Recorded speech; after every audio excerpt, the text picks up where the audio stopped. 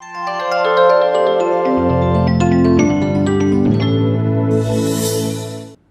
నమస్తే, welcome to my media. నేను మీ కేవీఆర్.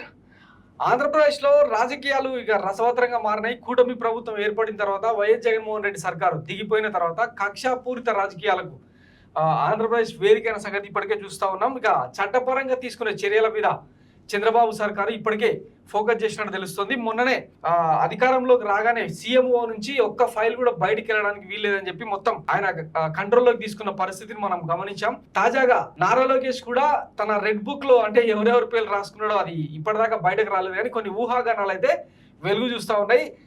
ముఖ్యంగా వైఎస్ జగన్మోహన్ రెడ్డి సర్కారుకు పూర్తి స్థాయిలో సహకరించిన కీలక అధికారులు ఎవరైతే ఉన్నారో వాళ్ళందరినీ కూడా ఆల్రెడీ కలవడానికి వెళ్తే కూడా అంటే కార్డియల్ గా కలిసేందుకు వెళ్ళినా కూడా వాళ్ళని గేట్ బయట నుంచే పంపించేసిన సందర్భాలు మనం చూసినాం. ఇప్పుడు తాజాగా నారా లోకేష్ తన రెడ్ బుక్ లో రాసుకున్న ఒక కీలక వ్యక్తి మీద కరప్షన్ ఛార్జెస్ మోపి ఆయన ఇంటి మీద దాడులు చేసే ప్రక్రియ మొదలైంది. ఏపీసీఐడితో ఆయన ఇంటి మీద సోదాలు నిర్వహించే పరిస్థితి వచ్చింది. ఆయన మరెవరో కాదు, ఆంధ్రప్రదేశ్ బేవరేజెస్ కార్పొరేషన్ ఎండిగా పనిచేసిన వాసుదేవ్ రెడ్డి.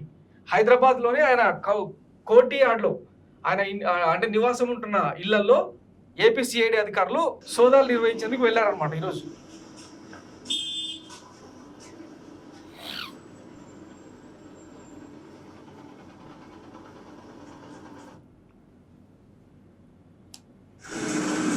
మైస్పేస్ కోర్ట్ యార్డ్లో ఆయన నివాసం ఉంటున్నారు అనమాట, హైదరాబాద్ గచ్చిబౌలిలో.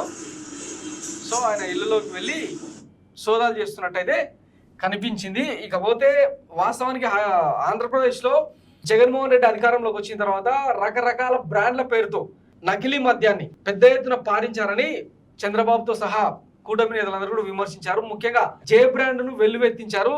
జనం ఆరోగ్యంతో ప్రజారోగ్యంతో ఆడుకున్నారని చెప్పి కూటమి నేతలు చాలా వరకు విమర్శలు చేశారు. ఈ జే బ్రాండ్ అమ్మకాలను అంటే ముఖ్యంగా డిస్టిలరీ షాపులలో వైన్ షాపులలో జే బ్రాండ్ ఉంచి పెద్ద ఎత్తున ప్రజల సొమ్మును కొల్లగొట్టారన్న ఆరోపణలు ఉన్నాయి. ఈ నేపథ్యంలో వాసుదేవరెడ్డిని టార్గెట్ చేయడం ఇప్పుడు ఆసక్తికరంగా మారింది. ఆ డబ్బుతోనే వైసీపీ అంటే ఎన్నికల్లో ఆయాచిత లబ్ధి పొందింది. చాలా మంది అభ్యర్థులకు ఆ మద్యం ద్వారా వచ్చిన డబ్బునే సప్లై చేసింది అన్న చర్చ విమర్శ కూడా వినిపించింది. ఈ నేపథ్యంలో వాసుదేవరెడ్డి మీద జరిగిన రైడ్స్, ఆయన ఇళ్లలో జరిగిన రైడ్స్ తో ఏం తేలనుంది అన్నది ఇప్పుడు ఆసక్తికరంగా మారింది. ఇప్పటికే కూటమి ప్రభుత్వం ఇంకా కొలువు కాకముందే చంద్రబాబు ప్రమాణ స్వీకారం చేయకముందే వాసుదేవరెడ్డి ఇళ్ల మీద సోదాలు నిర్వహించడం చర్చనీయాంశంగా మారింది. మరి దీని తాలూకు అవుట్పుట్ ఏందన్నది వేచి చూద్దాం. Thanks for watching my media. నేను మీ కేవీఆర్. Thank you.